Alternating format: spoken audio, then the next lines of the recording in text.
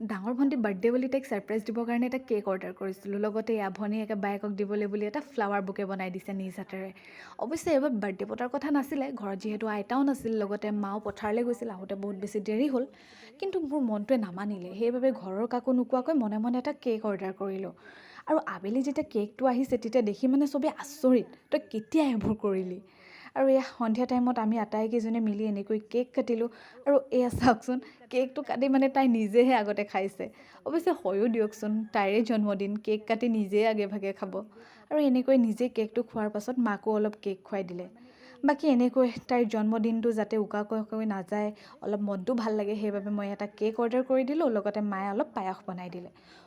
এটা কথা কোৱাই হোৱা নাই, ভিডিঅ'টো পিছে 11 জুলাই দিনাখনৰ, তাইৰ বাৰ্থডে 11 জুলাইতে আছিলে। মোৰ মানে দিয়া এলাহতে থাকি গৈছিল। আৰু এয়া যে দেখিছে, এয়া হৈছে বাৰ্থডে দিনা ৰাতিৰ ভিডিঅ'।